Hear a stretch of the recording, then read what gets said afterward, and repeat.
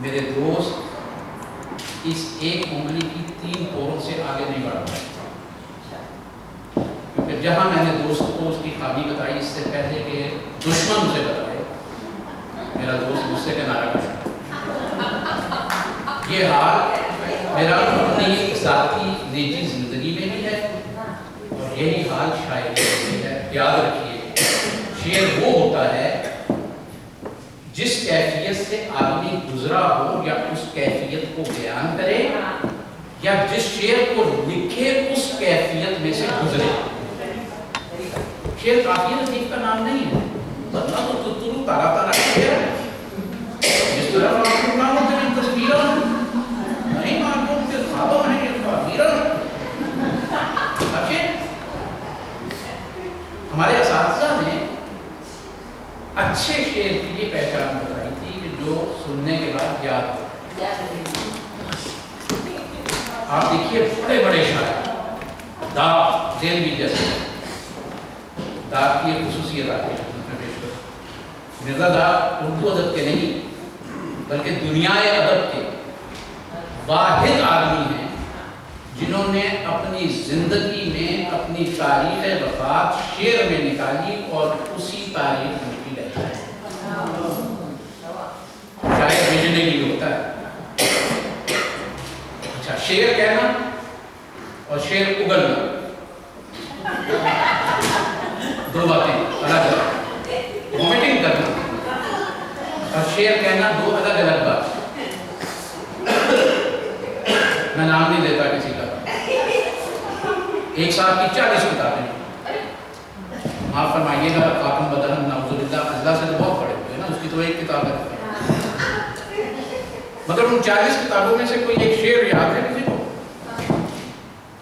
شعر موجود نہیں، شعر آپ کے اندر پلتا ہے، شعر کئی کئی سال لیتا ہے بعض اوقات۔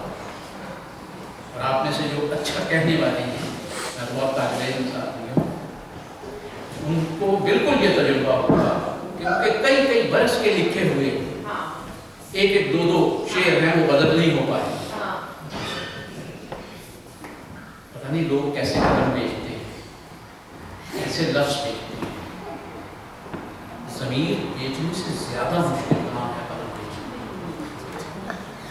میں آپ کو بہت کھل کے کہوں گا، لکھ چکا ہوں، بول چکا ہوں آپ کو، پاکستان جن حالات میں سے گزرا اور آج ہم جس مقام پہ کھڑے ہیں، شاید ہم میں سے کوئی بھی وطن عزیز کا واسی ان حالات پر آنسو بہائے بغیر نہ رہا، مگر مجھے کبھی پاکستان کے کسی ایک ایسے بڑے نام والے شاعر کا ہے جس نے ان حالات کے ایک شعر لکھا۔ اس عذاب سے میں اور آپ گزرتے ہیں۔ ہم جب وہاں جاتے ہیں نا، 2 ہفتے پہلے وہاں سے آئے ہیں، انہوں نے کہا آپ باہر بیٹھ کے شور مچاتے رہتے ہیں، ایسی تو کوئی حالت نہیں، یہاں دیکھ لیجیے سب کچھ درست۔ اسی لیے میں اکثر کہا کرتا ہوں بینائی میں اور بصارت میں فرق۔ آنکھ والا تو خود ہی اندھا ہے، روشنی چھن رہی ہے شیشے سے، آنکھ والا تو خود ہی اندھا ہے۔ شعر و شاعری بہت اچھی چیز ہے، ورثۂ انبیاء ہے اور مشکل میں ڈالنا۔ یہ جو ہم نے ایک تماشا بنا رکھا ہے نا شعر و شاعری کو، تو مداری پر ہو گیا ہے۔ مشاعرے جو ہیں، مشاعرے اداکاری اور مداری پر۔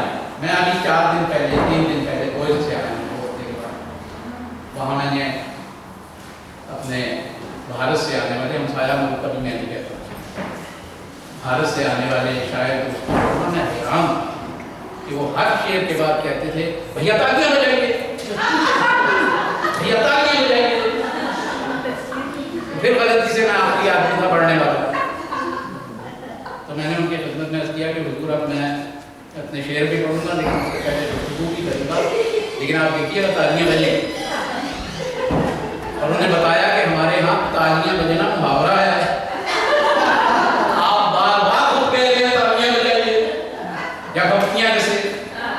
تو جہاں یہ حالت ہو جائے کہ تہذیب کا ایک اتنا بڑا انسٹرومنٹ، اسے ہم نے بالکل جیسے سرکس کے باہر بھٹے پہ ناچنے والے لوگ ہوتے ہیں وہ بنا دیا ہوا، مجھے معاف فرمائیے گا، میں چونکہ برطانیہ کی بہت زیادہ ادبی تنظیموں میں نہیں جاتا، لیکن مجھے ایک تنظیم کے صدر ملے جنہوں نے اپنا نام بھی غلط اور کہنے لگے معاف فرمائیے پھر دوبارہ غلط کو بھی غلط ہو۔ ہمارے ایک اناؤنسر تھے، اللہ مغفرت کرے، مظفر حسین صاحب، ٹی وی لاہور میں تھے، 1974 کی بات ہے۔ کوئی خبر آئی تو انہوں نے کہا کہ دشمن کی 4 کبوتر بند گاڑیاں تباہ کر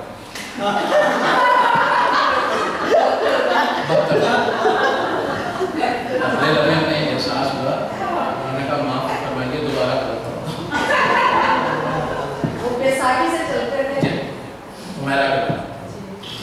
دیکھیے یہ باتیں میں ذرا عام گفتگو سے کر کے اس لیے ہٹ کے اس لیے بھی کرتا ہوں کیونکہ بہت زیادہ مجھے موقع نہیں ملتا یہاں پہ اپنے دوستوں سے باتیں کرنے کا۔ ایک بات بہت شدت سے کہوں گا، خاص طور پہ ان لوگوں کی موجودگی میں جو مشاعروں کے زمین ہوا کرتے ہیں۔ دیکھیے آپ انڈیا سے ضرور بلوائیے شاید، پیسے دے دیجیے، 5 اسٹار ہوٹل میں بھی، مجھے کوئی اعتراض نہیں، میں اپنے گھر 5 اسٹار گھر میں رہتا ہوں۔ آپ پاکستان سے بھی بولو اور ان سے کوئی غلط سنیے جو 1968 میں انہوں نے لکھی، مجھے کوئی اعتراض نہیں، لیکن خدا کے واسطے جو لوگ آپ کے شہر میں رہتے ہیں، آپ کے ساتھ رہتے ہیں، آپ کو محفلوں میں ملتے ہیں، ایک آدھ مرتبہ انہیں بھی بلوائیے، انہیں کیسے بلواتے ہیں۔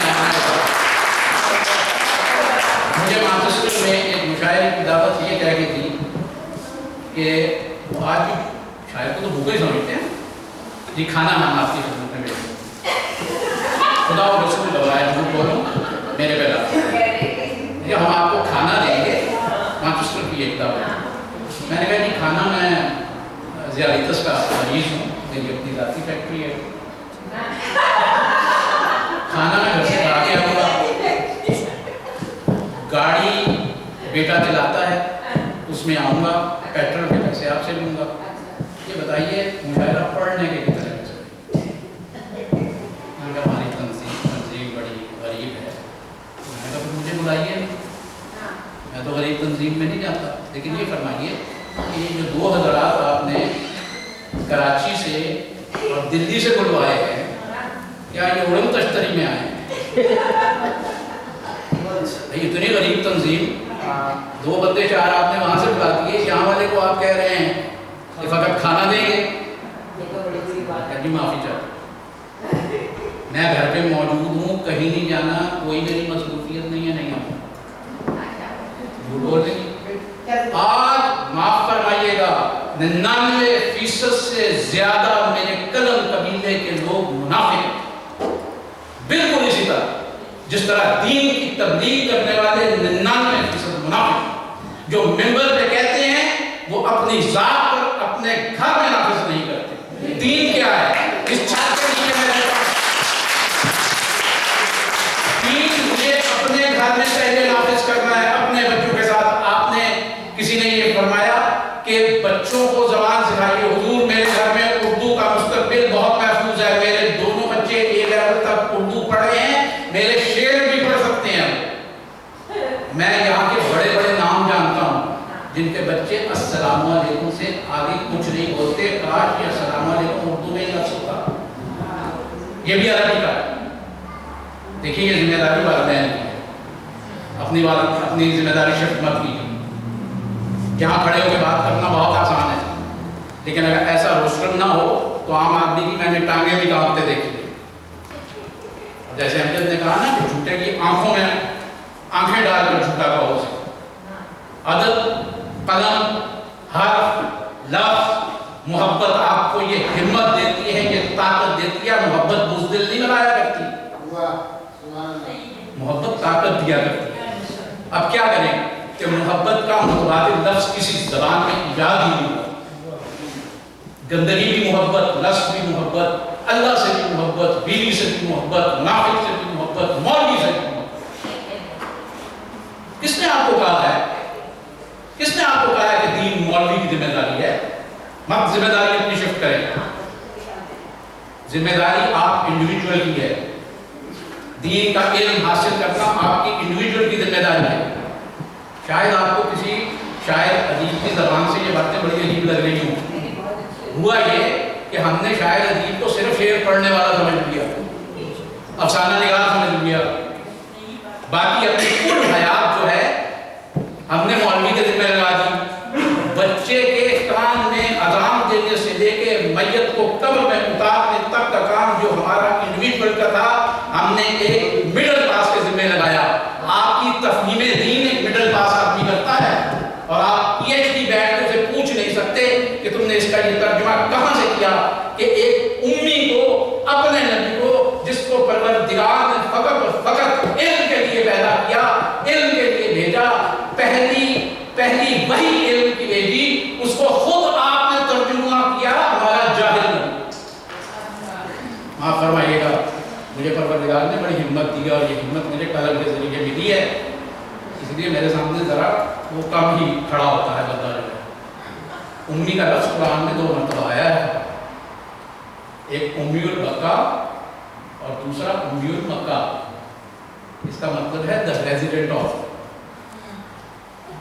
اور ہم نے کیا کیا, اللہ کے اس حبیب کو جس کے لیے پروردگار نے خود کہا کہ ابھی آدم پانی اور مٹی کی کیفیت کے درمیان تھا, تو میرے حبیب میں نے تمہیں ایز اے نبی تخلیق کیا. کبھی ان مظالم پہ غور کریں جو آپ خود اپنے ساتھ کر رہے ہیں. مشاہدے بہت اچھی چیزیں کیجیے, مجھے بھی بلائیے, میں بھی آؤں گا. میں بہت سب سے اچھا شعر کرتا ہوں, لیکن ہماری سماعتیں کیونکہ نجس ہو چکی ہیں زیادہ تر, ہم بغیر وضو کے درود پڑھتے ہیں.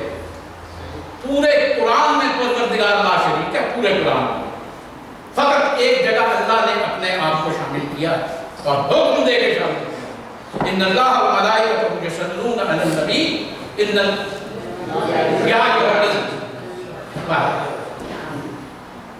دیکھیے ایمان والوں کی شرط لگائی ہے پروردگار. میں جب دینی معافی میں بات کرتا ہوں میں دیکھ رہا ہوں یہاں کھڑے ہوئے کئی لوگوں کو جو درود نہیں پڑھ رہے, تو پروردگار نے خود فیصلہ کیا ہوا ہے کہ اے ایمان, یہ بھی سمجھ لیجیے مسلمان میں اور مومن میں فرق ہے. مسلمان کو ہے جو کلمہ پڑھتا ہے, مسلمان ہو گیا اس کا پروردگار کا نام ہے ہو جائے. مومن وہ ہے جو صاحب ایمان ہے, اور ایمان پھر آپ کو محبت کی طرح قوت دیتا ہے, اور محبت ہے ہی ایمان. یہ بے وفائی کا عنصر جو محبت میں آیا ہے یہ تو میرے جیسوں کے کردار کی وجہ سے ہے. میرا کردار بے وفا ہے, محبت بے وفا نہیں ہے. محبت تو سوری میں چڑھا دیتی ہے, محبت تو کربلا میں شہید کروا دیتی ہے. محبت ایسی عام چیز نہیں ہے جسے ہم نے محبت, میرے والد کا ایک شعر ہے کہ محبت اقدے پرمی ہے, آپ پڑھتے ہیں محبت اقدے پرمی ہے, اسے افلاک میں ڈھونڈو, محبت کیمیا ہے کربلا کی خاک میں ڈھونڈو. کربلا کی خاک. میرا اصل میں گزشتہ 20-25 برس سے اسے وتیرہ ہی کہ فی زمانہ یہ وتیرہ رہا ہے کہ جہاں جاتا ہوں چاہے وہ مشاعرہ ہو یا تیجی اجتماع ہو, جو 2 کتابیں میں نے پڑھی ہیں اس میں سے کچھ نہ کچھ اپنے سننے والوں کی خدمت میں ضرور پیش کرتا ہوں کہ مجھے انڈیویجول کو قبر میں اپنا جواب اور روز محشر پروردگار کو اپنا جواب دینا ہے. اور میں سمجھتا ہوں کہ فکری طور پر آج مسلم امہ جتنی یتیم اور غریب ہے ایسی کبھی نہیں ہے. ہماری زوال کے اسباب میں سے ایک بڑا سبب ہمارا فکری زوال ہے, اور یہ فکری زوال فقط اس وجہ سے کہ ہم نے قرآن کو پڑھا ہے, سمجھا ہے, اور جنہوں نے سمجھا ہے انہوں نے عمل نہیں کیا ہے. سورہ صحف کی دوسری آیت ہے کہ ایمان والو تم وہ بات کرتے ہی کیوں ہو جس پر تم کو عمل نہیں. بس اگر یہ طے کر لیں ہم کہ جو شعر ہم نے لکھا ہے اس کی تصویر ہم خود ہمارے 90% عزت نہیں ہوگی. حضرت علی علیہ السلام نے فرمایا کہ تم ایسے مسلمان ہو, مومن تم ایسے مسلمان ہو کہ تمہیں کسی کو کہنے کی ضرورت نہ پڑے کہ میں مسلمان ہوں، تو تمہیں دور سے دیکھ کر تمہارے کردار کی بدولت کہہ دے کہ ایسا مسلمان ہونا۔ حالانکہ یہ حدیث بدلی نہیں، لفظ نہیں بدلے، ہمارے کردار کی وجہ سے ہمارا یہ حال ہو گیا ہے کہ اب ہمارا دشمن بہت دور سے ہمیں دیکھتا ہے تو کہتا ہے یہی ہے مسلمان۔ اگر آپ کے لکھے ہوئے شعر کی، آپ کے لکھے ہوئے افسانے کی، اگر آپ کی زندگی پر کوئی اثر نہیں ہوا تو یہ کہاں سے ہو سکتا ہے کہ مجھ پہ ہو؟ لہٰذا اللہ کے واسطے شاعری کو آسان نہ سمجھیں۔ حضرت ابو طالب کا 400 کے قریب نعتوں کا دیوان آج موجود ہے، نہیں پڑھا آپ نے، آپ کو خبر بھی نہیں، اس لیے کہ آپ کو خبر کی کیا ضرورت ہے، تحقیق مسلمان کا کام نہیں ہے۔